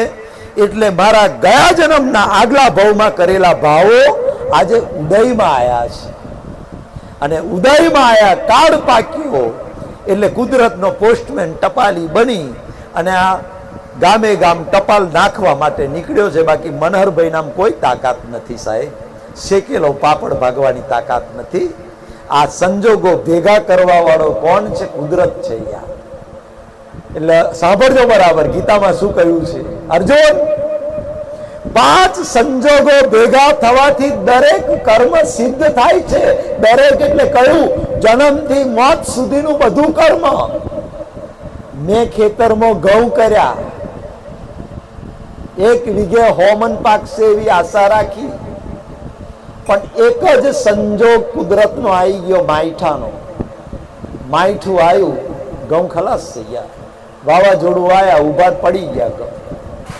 મફળીઓ તૈયાર થઈ ગઈ, તૈયાર થઈ ગઈ મફળીઓ. અંદર તો એમ છે કે આ 10 વીઘો મફળીઓ 4 દાડા પછી કાઢું, પ્લાનિંગ કરે. 4 દાડા પછી મફળીઓ કાઢું, બજારમાં વેચે, આટલા પૈસા આવશે, એમાંથી આટલા પૈસા છોરાને પૈનાવે, સોના માટે, આના બધું પ્લાનિંગ આપણે કરીએ. પણ કુદરત કે તારું પ્લાનિંગ ચાલ્યું નથી, ચાલે નહીં. કારણ કે તારું જીવન એ માત્ર ને માત્ર પાપ અને પુણ્યનું પોટલું છે. જો તારું પાપ હશે અને પાપનો ઉદય હશે તો મફળીઓ તૈયાર છે. બીજે દાડે સાહેબ ભયંકર માવઠામાં 2 ઇંચ વરસાદ પડી જશે, આખા ખેતરમાં પાણી ભરાઈ જશે, તૈયાર થયેલી મફળીઓ ઊંઘી જશે 2 દાડોમાં. શું કરેશ તું? એટલે કહ્યું, મનુષ્ય જાણે હું કરું પણ કરનાર દૂજો કોઈ, આદર્યા તારા અધવચ રહ્યા હરી કરે સો હોય. એટલે હું કહું છું, રજકન તારી રજડશે જેમ રનમાં રજડે રેત, હજી છે બાજી હાથમાં, ચેત ચેત નર ચેત. આ વાત કરી યાર. અને એ શ્લોક પછી ભગવાને બોલવું પડ્યું. છતાં અર્જુન, કર્મ સિદ્ધિના 5 કારણો હોવા છતાં અજ્ઞાની, મૂઢ, અવિવેકી, આવો શબ્દ વાપર્યો છે આપણા માટે ગીતામાં. છતાં પણ અજ્ઞાની, અવિવેકી અને મૂળ માણસ તો એમ માને છે કે આ બધું હું જ કરું છું. આવું ગીતામાં 13મા અધ્યાયમાં વાંચજો, ગીતા ખોલીને, તો ખબર પડશે કે ભગવાને કરતાપનાનો અહંકાર કાઢવા માટે કઈ વાત કરી છે. આ તો ખોટા બધા કે મારા વગર ના ચાલે. મારા અલ્યો ભાઈ, મોદી સાહેબ જશે તો આ દેશ ચાલવાનો છે. 15 વર્ષ પછી બીજો વડાપ્રધાન આવશે. સિકંદર જેવો ચક્રવર્તી રાજા જતો રહ્યો 500 વર્ષ પહેલા, તો આ દેશ ચાલે છે. અત્યારે બધું ચાલવાનું છે, કોઈના વગર અટકવાનું નથી. એટલે આ જે અહંકાર છે, હા મારા વગર હું ના હોય તો ના ચાલે, મારા વગર ના થાય, એ જ અહંકાર તારો નીકળી જશે ને તે દિવસે સાહેબ કૃષ્ણ ભગવાન બોલ્યા કે હા, અરે કલાપી બોલ્યા કે હા પસ્તાવો વિપુલ જરનું સ્વર્ગથી ઉતર્યું છે અને પાપી તેમાં ડૂબકી મારી પુણ્યશાળી બને છે. આટલું જબરજસ્ત ભગવદ્ ગીતાનું જ્ઞાન 5260 વર્ષથી આપણા આંખો સામે અથડાય છે સાહેબ, આંખો સામે અથડાય છે. અને હું તો કહું છું કે આ મનુષ્ય અવતારમાં જો આ જ્ઞાન આપણે નહીં લઈએ તો કોણ જાણે કે પછી કેટલાય અવતારે આપણું ઠેકાનું નહીં પડે. કારણ કે આ જ્ઞાન ગીતામાં ભગવાન બોલ્યા, 7મો અધ્યાય જ્ઞાન વિજ્ઞાન યોગ, એના બીજા શ્લોકમાં ભગવાને બોલવું પડ્યું. સાહેબ આ ગપ્પુ નથી, મનહરભાઈ ગોળ ચાખ્યો છે, પછી બધાને કહેવા નીકળ્યો છું કે આ એટારો નથી યાર, આ પથ્થરો નથી, આ ગોળ છે, સાચો ગોળ છે, ચાખો. ગળપણ ના આવે તો જાઓ કોર્ટમાં જઈને મનોહરભાઈ હોમે 1 કરોડનો દાવો મળજો. જાઓ, ખુલ્લે આમ બોલું છું. આ ગોળને ચાખો, ગળપણ ના લાગે તો કોર્ટમાં જઈને મારી હોમે કેસ કરજો, જેટલા રૂપિયાનો દાવો મળવો હોય એટલો.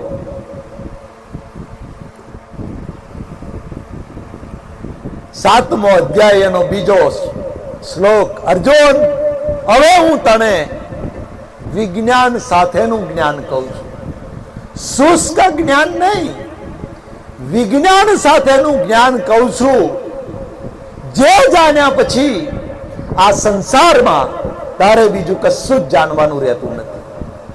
આવું કઈ બીજું કશું જ, વેદો, પુરાણો, ઉપનિષદો, આ કશું જ જાણવાની જરૂર નથી. આ જ્ઞાન જાણ્યા પછી પીએચડી નું છેલ્લું ટોપ લેવલનું જ્ઞાન આલી દઉં છું, એની ઉપર કશું નથી. આ તને આપું છું, વિજ્ઞાન સાથેનું જ્ઞાન આપું છું. અને એમાં બોલવું પડ્યું, અર્જુન, આ જ્ઞાન પ્રત્યક્ષ અનુભવમાં આવે એવું, સાંભળજો બરાબર, ગપ્પુ નથી માર્યું, બોલ્યા છે પ્રત્યક્ષ અનુભવમાં આવે એવું. આ જ્ઞાન મનુષ્ય માત્રના અનુભવમાં આવે એવું છે. જો એની પાછળ પડી જઈએ, એ જ્ઞાનને સમજ કરીએ તો 1,00,000% સમજમાં આવે ને આવે. હું એટલે છાતી ઠોકીને કહું છું કે હજારો લોકો 10 મહિનાથી આ સાંભળે છે અને કેટલાયના મારા પર ફોન આવે છે. સાહેબ, એ લોકો સ્વયં બોલે છે, મનહરભાઈ, મારો 18 વર્ષનો છોકરો ગળે ફોહો ખાઈને મરી ગયો, એકનો એક છોરો આત્મહત્યા કરીને મરી ગયો. પણ આ સાંભળ્યા પછી મારું ટેન્શન, ડિપ્રેશન બધું ગાયબ થઈ ગયું, ગાયબ થઈ ગયું. કેટલાના ફોન. સાહેબ, આ જ્ઞાન સાંભળ્યા પછી જીવન જીવવાની મજા આવે છે, આનંદ આવે છે, જે પહેલા નતો આવતો. ઘણી બહેનો તો મને ફોન કરે, મનહરભાઈ, હવે તો ગામના ઓટલા ઉપર 8-10 બહેનો બેસીને ગપ્પો મારતી હોય, અત્યાર સુધી તો અમે બેહી જતી હતો આખા ગામનો લુગડો ધોવા, પણ હવે અમારું મન નથી થતું, અમે નથી બેસતીઓ, અમે તો સીધા ખાઈ પીને ઘેર આવી અને આ ગીતા જ્ઞાનમાં મસ્ત રહીએ છે. લોકોની નિંદા કુથલી. હવે તો વહુ એમ કે હવે તો અમને સાસુ ઊંચા અવાજે બોલી જાય તોય અમને કશું નહીં થતું. બાકી મનહરભાઈનો પ્રભાવ નથી, એ તો કૃષ્ણ ભગવાનના ગીતા જ્ઞાનનો પ્રભાવ છે, એની સમજણની તાકાત છે. વિચાર કરો, આવા એક ને હજારો દાખલા છે સાહેબ. એટલે જો જાનવર ગતિના દરવાજા બંધ કરી દેવા હોય અને નર્ક ગતિના દરવાજા બંધ કરી દેવા હોય અને ફરી મનુષ્ય અવતાર લેવો હોય, ભવો ભવ મનુષ્ય અવતાર મળે. કારણ કે ભવો ભવ મનુષ્ય અવતાર મળશે તો કોઈ ભવમાં મને જ્ઞાની પુરુષનો ભેટો થશે, મને જ્ઞાન મળશે.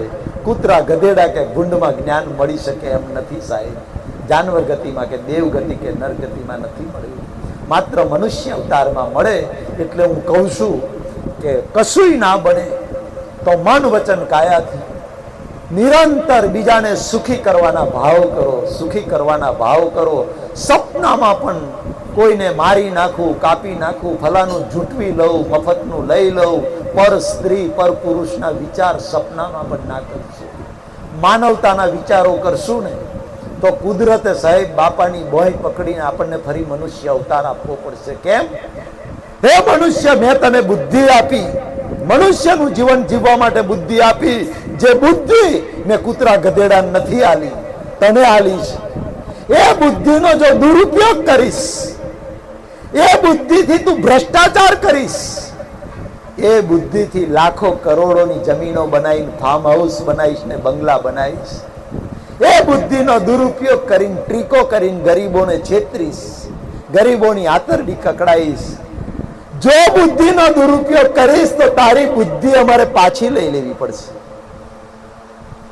અને બુદ્ધિ પાછી લઈ લઈશું એટલે 2 પગમાંથી 4 પગમાં મોકલવો પડશે. અને ઉપરથી પૂછડું બોનસમાં મફત આલશું અમે ભેટ.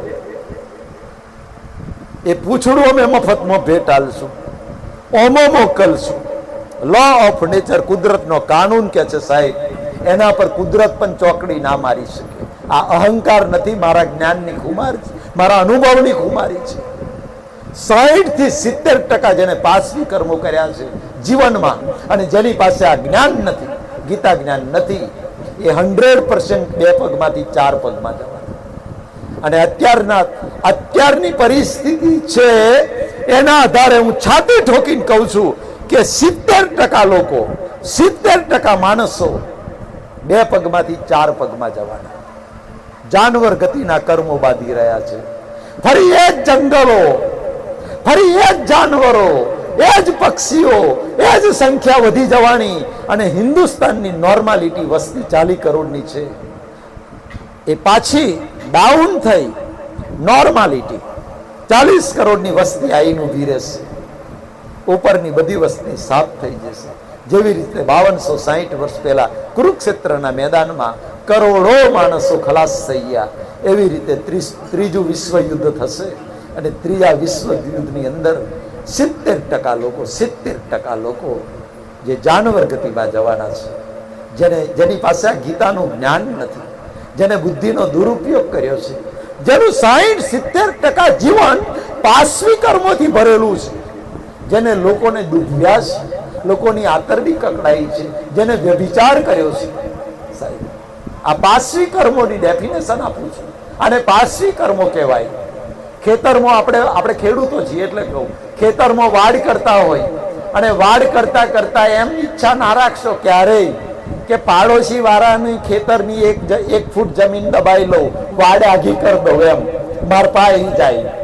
આવું ના કરશો. પાશ્વી કર્મમાં આવે. આ પાશ્વી કર્મ મફતનું લીધું. એક વેત કદાચ છોડી દેજો, એ સુપર હ્યુમન આવે. Super human, દેવગતિ.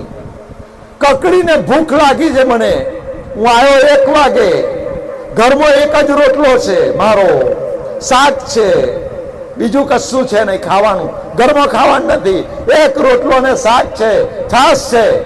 અને બાઈને આવીને કોઈ ભિખારી એમ કે 4 દાડાનો ભૂખ્યો છું, કઈ ખાવાનું હોય તો હાલો. અને તે વખતે મનહરભાઈ 1 સેકન્ડનો વિચાર કર્યા વગર કકડીને ભૂખ, બિલાડો બોલે છે, ઓતેડો બોલે છે, પણ પેલો રોટલો પીરસેલો, ખાવાની તૈયારી. 4 દિવસનો ભૂખ્યો માણસ, એને મારો રોટલો, શાક ને છાશ આપી દઉં અને હું ઉપવાસ ખેંચી નાખું. આને કહેવાય સુપર હ્યુમનનું કર્મ. આ સુપર હ્યુમનનું કર્મ કરે એ દેવગતિમાં જાય.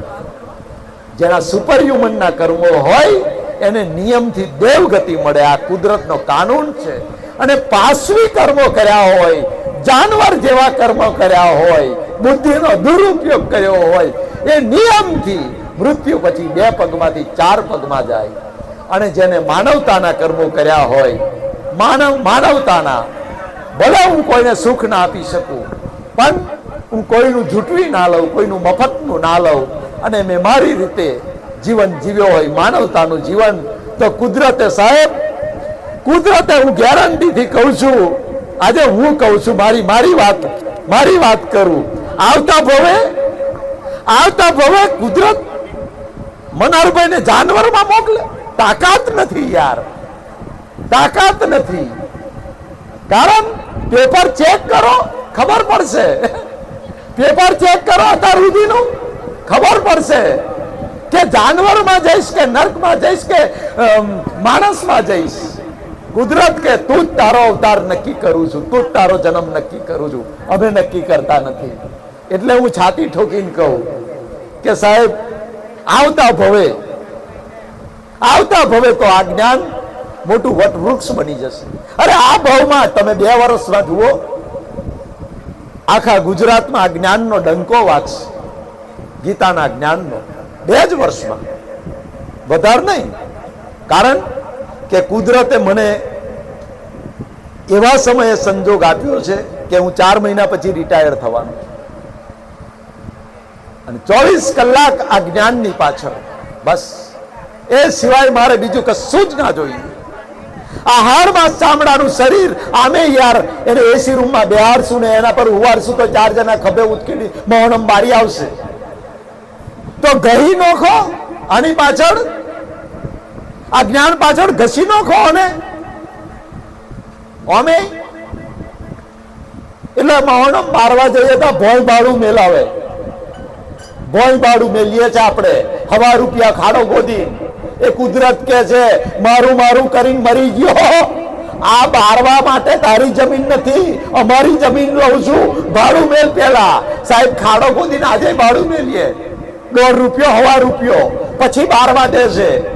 ત્યાંથી સમજ કે આ જમીન હો અમારી, કુદરત છે, તારી નથી.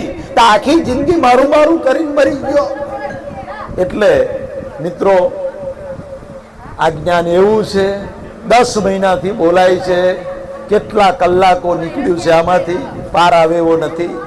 બસ એટલી ભાવના રાખું, પરમપિતા પરમાત્મા આપ બધાને ગીતાનું જ્ઞાન આત્મસાત કરવાની શક્તિ આપે એવી મારી હૃદયથી પ્રાર્થના. સર્વે ભવંતુ સુખીના, સર્વે સંતુ નિરામયા, સર્વે ભદ્રાની પશ્યંતુ મા કશ્ચિત દુઃખમાત્ ભયાત. ઓમ શાંતિ શાંતિ શાંતિ શાંતિ.